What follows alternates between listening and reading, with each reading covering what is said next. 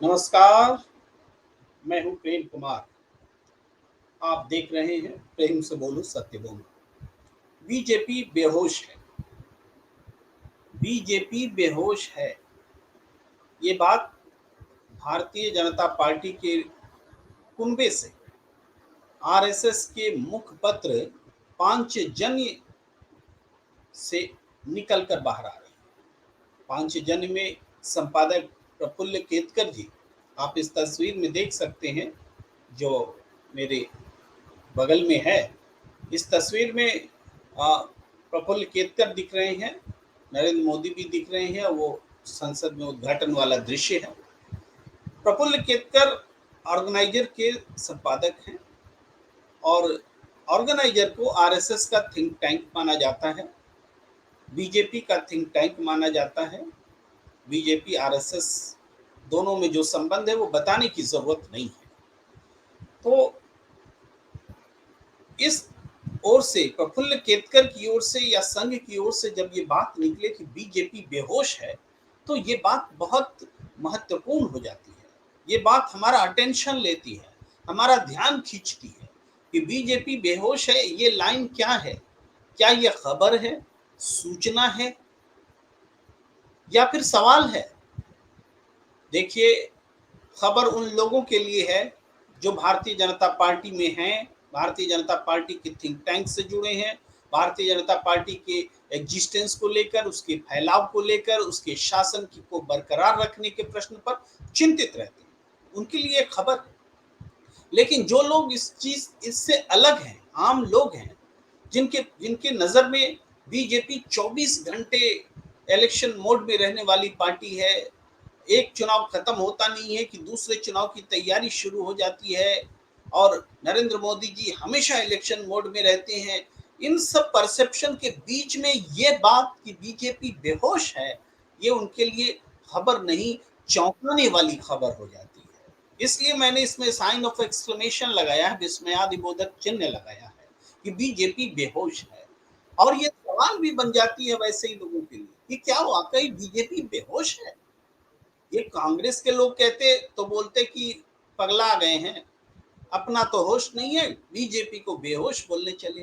ये मैं थोड़ा असंसदीय बोल गया, लेकिन ऐसा लोग रिएक्शन इसी रूप में देते हैं।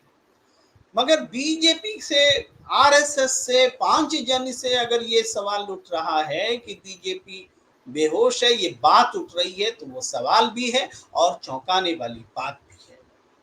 ये तो मैंने सिर्फ इस एक लाइन को एक्सप्लेन किया, लेकिन समझिए कि आरएसएस को ये बात कहनी क्यों पड़ रही है, संघ को ये बात कहनी क्यों पड़ रही है। वो कर्नाटक में हार, बीजेपी की हार और कांग्रेस की जीत, दोनों की समीक्षा करती है। कर्नाटक की हार, इस पर समीक्षा करते हुए पांचजन्य में प्रफुल्ल केतकर लिखते हैं कि भारतीय जनता पार्टी जिस चेहरे को अपना मुख्यमंत्री उम्मीदवार बना सकती थी, जिस चेहरे को अपने साथ रखना था, वोट बटोरने के लिए इस्तेमाल करना था, वैसे चेहरों को पार्टी छोड़ने के लिए विवश कर दिया। पार्टी छोड़ने ही नहीं, कांग्रेस में जाने के लिए मजबूर कर दिया। तो ये वाकई बीजेपी बेहोश थी, बेहोश है, और क्या वो आगे भी बेहोश ही रहेगी, इसी बात पर 2024 निर्भर करने वाला है। तो संघ कह रहा है कि कर्नाटक का चुनाव सिर्फ एक हार भर नहीं है। संघ आगे ये कहता है कि जो मोदी ब्रांड है, जो हिंदुत्व है, अब इसके ही सहारे चुनाव जीता नहीं जा सकता। बीजेपी चुनाव इसके सहारे ही नहीं जीत सकती है। ये बात बहुत महत्वपूर्ण है, बहुत महत्वपूर्ण है, और निश्चित रूप से पूरे देश का ध्यान भी खींच रही है कि ऐसा कैसे हो सकता है कि बीजेपी जैसी राष्ट्रीय महत्व की पार्टी बेहोश हो। ये वाकई पूरे पॉलिटिकल डोमेन में चर्चा का विषय है, और चर्चा का विषय है तो वाकई इस पर इसकी गंभीरता भी है। हम बात करें तो ये जो भारतीय जनता पार्टी का थिंक टैंक है, ये मोटे तौर पर कर्नाटक की हार को लेकर सहमा हुआ है। कर्नाटक में जो हार मिली है उससे बीजेपी सहमी हुई है, आरएसएस सहमा हुआ है, इस बात का द्योतक है। अगर मोदी ब्रांड नहीं चलेगा, हिंदुत्व तो नहीं चलेगा, तो चलेगा क्या? तो अब तक क्यों चलता रहा और आज अचानक ये क्यों नहीं चलेगा? ये बातें सवाल बन करके सामने है। नरेंद्र मोदी, आप देख रहे हैं कि जो फिजा बनती थी, मोदी मोदी मोदी, वो फिजा, वो शोर, वो आवाज, वो उत्साह के साथ जयकारा क्या अब सुनाई देता है? ये अब लुप्तप्राय होने लगा है। क्यों? ये प्रमाण है कर्नाटक, ये प्रमाण है मोदी ब्रांड का के लुट जाने, मिट जाने का। और हिंदुत्व, हिंदुत्व का जो सबसे सबसे कह सकते हैं कि कोर में जाकर के बात होती है, वो भी कर्नाटक में फेल हुए। बजरंग बली के नाम पर वोट मांगे प्रधानमंत्री नरेंद्र मोदी जी ने, बजरंग दल को बजरंग बली बना दिया, बजरंग दलियों को बजरंग बली बना दिया। इसके बावजूद ये बात चुनाव में कोई असर नहीं कर गई।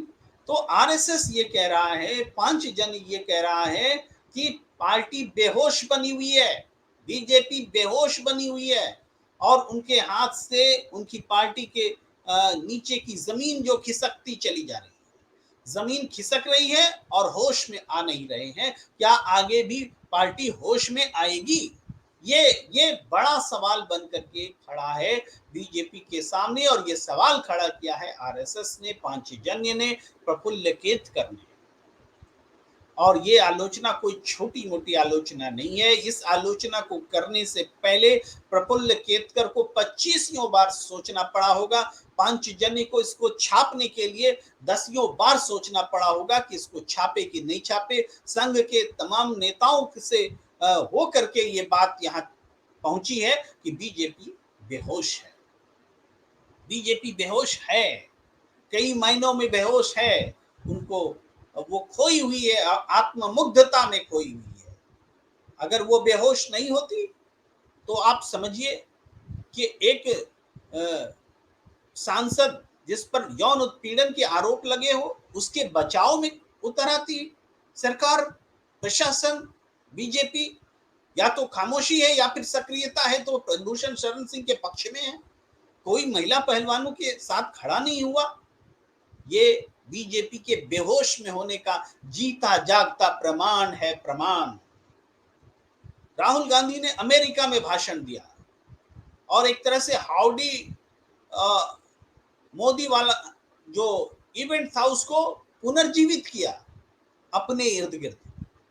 जो लोग भी उस इवेंट को जान रहे थे और इस इवेंट को देख रहे थे, वो कंपेयर कर रहे थे कि हाउडी मोदी और ये इवेंट काफी मिलता जुलता है। तो कांग्रेस अब यहां तक पहुंच गई जो जहां बीजेपी पहुंची थी, एनआरआईज के बीच में पॉपुलैरिटी के साथ, और जिसका संदेश पूरी दुनिया में जा रहा है। यहां भी बीजेपी सोती हुई दिख रही है, बेहोश दिख रही है। ये आरएसएस के मत जो बेहोश कह रही, उसका ये भी मतलब निकलता है।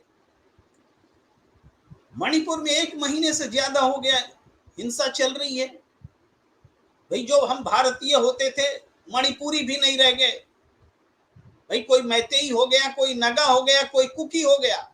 इंडियन होना तो बहुत दूर की बात है। एक राष्ट्रवादी सोच का दावा करने वाली पार्टी के लिए ये बेहोश होने वाली स्थिति को बयां करती है। आरएसएस का ध्यान यहाँ है, हालांकि सब बातें खोलकर कही नहीं जाती, फिर भी बहुत सारी बातें खोलकर इस आलेख में कही गई है। तो इसके मायने मतलब जो है कि बेहोशी कैसे है, बीजेपी कैसे बेहोश है, और ये बात चूंकि आरएसएस की पांचजन्य से निकली है तो ये दूर तलक जाएगी, जनता तक पहुंचेगी ये बात कि बीजेपी बेहोश है। बीजेपी बेहोश है।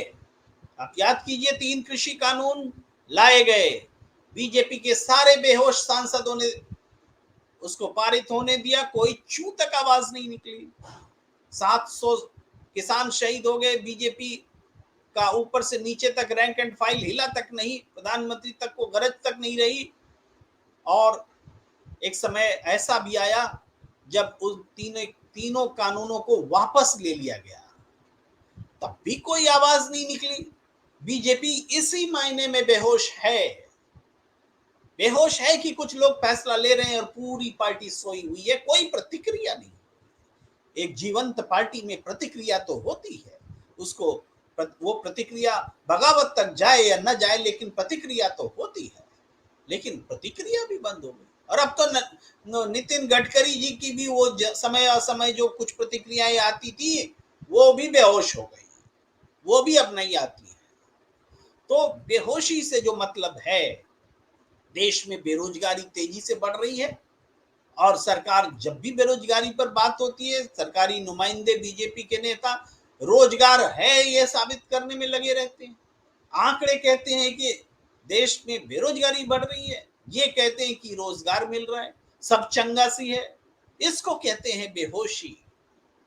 बेहोशी है कि जो देश में नफरत का माहौल मजबूत होता चला जा रहा है।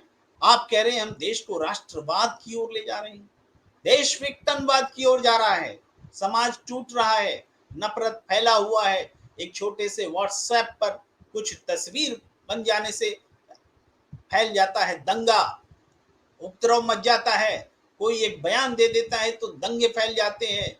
ये स्थिति जो है राहुल गांधी की उस बात को ही सही साबित कर रहे हैं कि पूरे देश में केरोसिन छिड़का हुआ है। इससे आंख मूंद लेना बेहोशी है।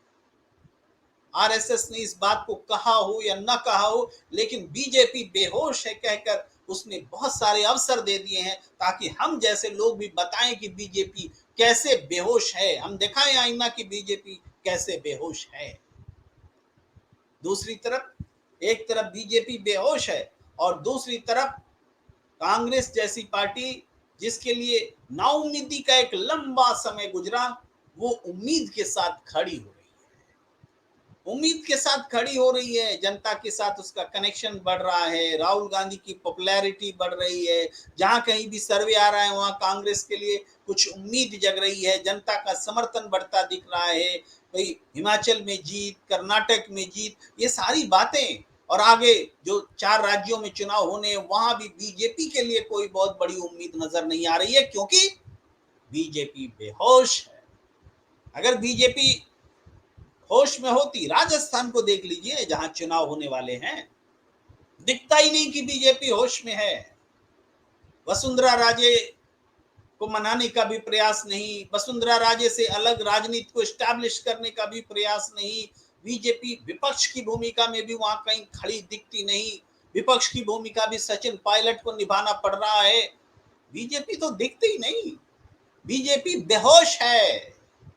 मध्य प्रदेश में शासन में लौट आने से सक्रियता जरूर दिख रही है, लेकिन वहां वो सक्रियता भी बेहोश करने वाली है, बेहोशी वाली है। वहां देखिए ज्योतिरादित्य सिंधिया के साथ जो लोग हैं उनका क्या होने वाला है, उसमें असंतोष है। पार्टी छोड़कर लोग जा रहे हैं। जो बजरंग सेना हुआ करती थी वो कांग्रेस की तरफ जा रहे हैं। बताइए, बजरंग सेना जिस पर पेटेंट होता था भारतीय जनता पार्टी का, आरएसएस का, बजरंग नाम से कोई बन जाए, वो कांग्रेस की तरफ जाए। तो बीजेपी बेहोश है, मध्य प्रदेश में भी बेहोश है। महाराष्ट्र में तो आपने शिवसेना को हाथ से जाने दिया, वहीं से आपकी बेहोशी शुरू हो गई थी। ये बेहोशी अहंकार वाली बेहोशी है कि जो होना है सब कुछ ठीक है, लेकिन चाहे जिस वाली हो, लेकिन बेहोशी है। आपने शिवसेना को अपने साथ से जाने दिया, आपने अकाली दल को अपने साथ से जाने दिया, आपने नीतीश कुमार को अपने हाथ से जाने दिया, आपने और छोटे छोटे दलों को अपने हाथ से जाने दिया। क्यों? क्योंकि बीजेपी बेहोश है। बीजेपी हर मोर्चे पर बेहोश नजर आ रही है, मुद्दों पर बेहोश है, संगठन के स्तर पर बेहोश है, सक्रियता को लेकर बेहोश है। और जो सक्रियता दिखाई दे रही है वो वास्तव में सक्रियता नहीं है, वो इवेंट है, मीडिया मैनेजमेंट है, जिसमें जनता का कनेक्ट खत्म हो गया है। और जहां कहीं भी जनता का कनेक्ट खत्म हो जाता है तो वो उस स्थिति को ही कहते हैं बेहोशी होना, और बीजेपी उस बेहोशी की हालत में चली गई है। अब ये बेहोशी आईसीयू तक न चली जाए, ये बेहोशी कहीं बीजेपी को आईसीयू तक लेकर न चली जाए, ये 2024 से पहले का सबसे बड़ी चिंता का सबब होना चाहिए बीजेपी के थिंक टैंक के लिए। मैं कोई बीजेपी के लिए वैमनस्यता नहीं फैला रहा हूं, लेकिन बीजेपी के नेतृत्व को आगाह करने के लिए जो एक अवसर आरएसएस के पांचजन्य से मिला है, वो अवसर ये बताता है कि बीजेपी के अंदर से भी आवाज उठनी चाहिए, गलत को गलत कहने की आवाज उठनी चाहिए। किसानों को ट्रैक्टर से कुचल दिया गया लखीमपुर खीरी में, और केंद्रीय गृह राज्य मंत्री का बाल बांका तक नहीं हुआ, उनकी गाड़ी से घटना घटी। इसी को कहते हैं बेहोशी। बेहोशी में सोई हुई है बीजेपी। तो हर तरह से देखा जाए, संगठन के स्तर पर, नीति के स्तर पर, सक्रियता के स्तर पर, डायस्पोरा पॉलिटिक्स के स्तर पर, हर जगह बीजेपी सोती हुई नजर आ रही है। तो आरएसएस ने जो चेताया है, उस पर भारतीय जनता पार्टी अगर समय रहते जाग जाए, प्रफुल्ल केतकर ने जो टार्च दिखाया है, उससे अगर भाजपा को रास्ता नजर आ जाए, तो ये जो बेहोशी है उसको तोड़ने के लिए उसमें कुछ भाव आए, ऊर्जा आए, ऐसी इच्छा और कामना रखते हुए कि कुछ सुधार हो, सोचने के तरीके में सुधार हो, प्रो पीपल सरकार सोचने लगे, बीजेपी सोचने लगे, ये लोकतंत्र के लिए अच्छा होगा। इसलिए ऐसी कामना करते हुए आपसे विदा लेता हूं इस चर्चा में, इस बातचीत में। फिलहाल इतना ही, हमें दीजिए इजाजत। नमस्कार।